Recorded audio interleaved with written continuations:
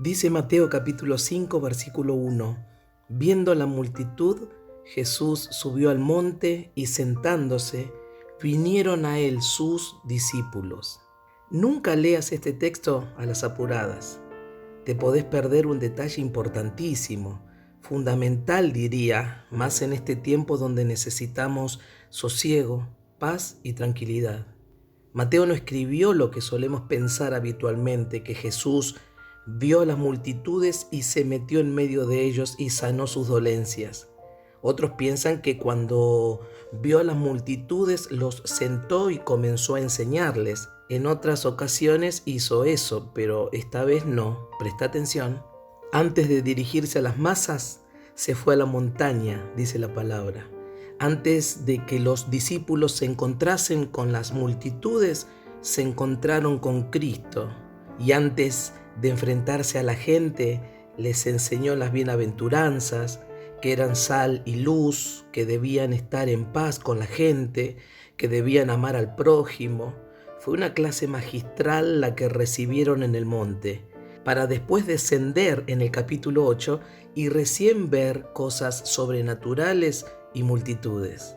La invitación sigue abierta para todos aquellos que quieran subir a la cumbre de la montaña, donde nos espera el Maestro, para enseñarnos, para revelarnos sus misterios, para llenarnos de gozo. Habrá tiempo para enfrentarnos a la realidad diaria, pero el resultado que tengamos en el llano está íntimamente ligado a lo que sucedió en la cima del monte. Importante lección, la del monte de las bienaventuranzas, ¿no? Quiero hoy comenzar una nueva serie y meditar con ustedes en las bienaventuranzas. Hoy voy a hablar de los pobres en espíritu. Para alguien tan acostumbrado a dictar órdenes, debe resultarle incómodo tener que solicitar la ayuda del hijo de un carpintero. Para un hombre de su nivel, procurar consejo de un simple campesino de Nazaret no habrá sido fácil. Maestro, ¿qué tengo que hacer de bueno para obtener la vida eterna? Su forma de expresar la pregunta deja en claro su creencia errónea. Piensa que puede conseguir vida eterna del mismo modo que obtiene todo lo demás en la vida, por su propia fuerza. ¿Qué debo hacer yo? Jesús, ¿cuáles son los requisitos? ¿Cuál es el punto clave? Sin vueltas, directo al grano, vamos. ¿Cuánto hace falta que invierta para asegurarme un lugar? Algún predicador conocido lo haría pasar a su oficina. Pero la respuesta de Jesús en realidad intenta hacerlo retroceder en su ofrecimiento. Si querés entrar en la vida, obedecé los mandamientos. A esta altura, un hombre que tuviese 2 dedos de frente, media conciencia, habría gesticulado, levantado las manos y dicho: Maestro, lo intenté, pero no puedo. Eso es lo que debiera decir el dirigente, pero esa confesión es lo que más dista de su mente. En lugar de pedir ayuda, toma un lápiz y un papel y pide la lista. A ver, maestro, ¿cuáles mandamientos? Decime. Moja el lápiz con la lengua y arquea una ceja. Jesús lo complace, le sigue la corriente. No mates, no cometas adulterio, no robes, no des falso testimonio, honra a tu padre y a tu madre y ama a tu prójimo como a ti mismo. Fantástico, piensa el joven. Asesinato, por supuesto que no. Adulterio, bueno, nada que no haría cualquier joven de mi edad. Robos, un poco de extorsión, pero todo justificable. Falso testimonio, sigamos adelante. Honra a tu padre y a tu madre, por supuesto, los veo en días feriados. Ama a tu prójimo como a ti mismo. Vaya, qué facilísimo que es esto. He cumplido todos estos mandamientos. A decir verdad, los he cumplido desde niño. ¿Queda algún otro mandamiento para mí? Yo no sé cómo Jesús logra contener la risa o el llanto, no lo sé. La pregunta que tenía como propósito mostrar a este dirigente cuán corto se quedaba, solo logra convencerlo de su estatura elevada. Es un niño que chorrea agua por el piso mientras le dice a su mamá que no estuvo jugando a la pelota en la lluvia. Jesús va directo al grano. Si querés ser perfecto, andá, vendé lo que tenés y dáselo a los pobres, y entonces tendrás tesoro en el cielo. La declaración deja al joven consternado y a los discípulos perplejos. La pregunta de los discípulos podría ser la nuestra. Entonces, ¿quién podrá salvarse, maestro? La respuesta de Jesús deja a los oyentes en estado de shock. Para los hombres es imposible. Sí, es imposible. No dice improbable. No dice que no sea factible. Ni siquiera dice que será difícil. Dice que es imposible. No hay oportunidad, no hay manera, no hay excusa, no hay esperanza. Imposible. Es imposible cruzar el océano Atlántico nadando. Es imposible llegar a la luna montado en la cola de un barrilete. Y a menos que alguien haga algo, no tendrá posibilidad de ir al cielo. El joven rico toda su vida fue recompensado según su desempeño. Recibe calificaciones según su capacidad intelectual, recibe elogios según el éxito que tiene, recibe dinero como recompensa a su trabajo. Es por eso que el joven dirigente rico pensó que lo único que lo separaba del cielo era un pago. Pero Jesús le dice, de ninguna manera, lo que usted quiere cuesta mucho, mi querido, más de lo que puedas lograr, más de lo que puedas pagar. No necesitas un sistema, necesitas un salvador. No necesitas un currículum vitae, lo que necesitas es un redentor. Para los hombres es imposible, pero todo es posible para Dios. Mis queridos hermanos, no perdamos el enfoque de este versículo.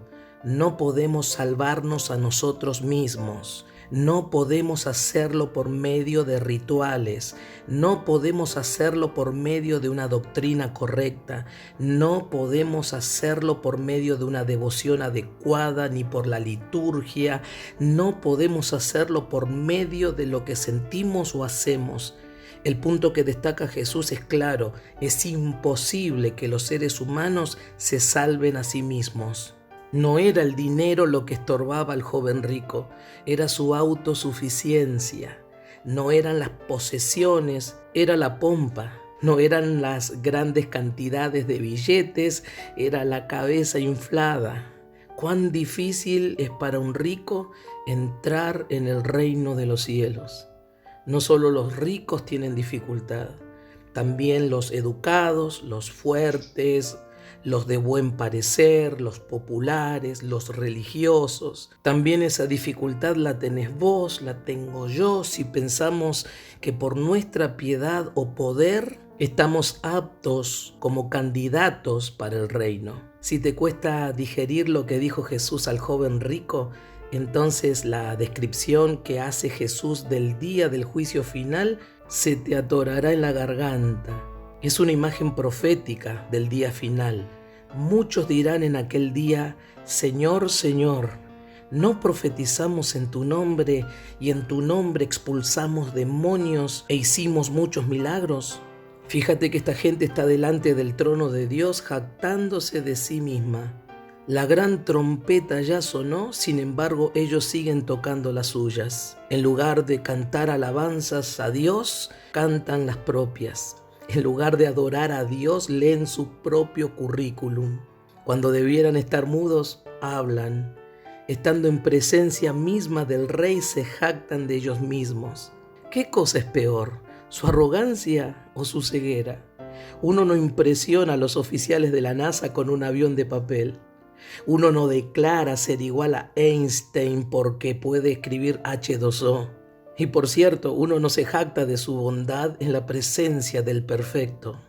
Entonces le diré claramente, jamás los conocí, aléjense de mí, malhechores. Mis amados, Dios no nos salva por lo que hemos hecho. Únicamente un Dios endeble podría ser comprado con diezmos. Solo un Dios cruel quedaría satisfecho mediante sacrificios. Solo un Dios desalmado vendería la salvación a los mejores postores. Y solo un Dios grande hace por sus hijos lo que ellos no pueden hacer por sí mismos. Ese es el mensaje del apóstol Pablo, porque lo que la ley era incapaz de hacer, lo hizo Cristo. Y ese precisamente es el mensaje de la primera bienaventuranza. Dichosos los pobres en espíritu. La riqueza del gozo es dada a los espíritus empobrecidos, no a los pudientes.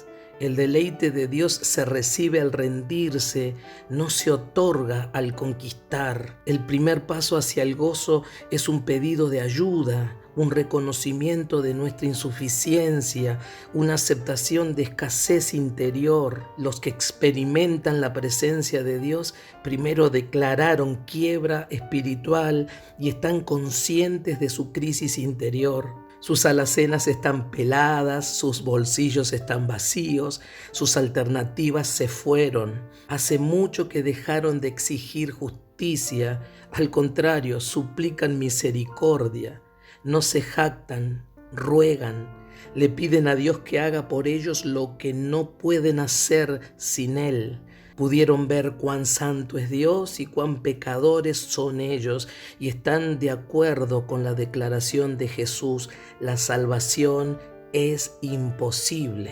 Qué ironía la del deleite de Dios. Nacido en la tierra seca del desamparo, en lugar de nacer en el suelo fértil de la realización. Es una senda diferente, una que no estamos acostumbrados a tomar. No declaramos con frecuencia nuestra impotencia. El reconocimiento del fracaso no suele ser la entrada al gozo. Por eso Jesús sigue aún diciendo: bienaventurados los pobres en espíritu, aquellos que reconocen su necesidad espiritual, porque de ellos es el reino de los cielos.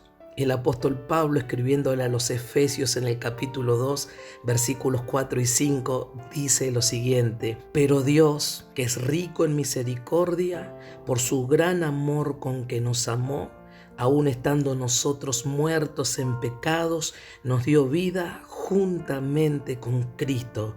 Por gracia sois salvos. Es un excelente día para celebrarlo.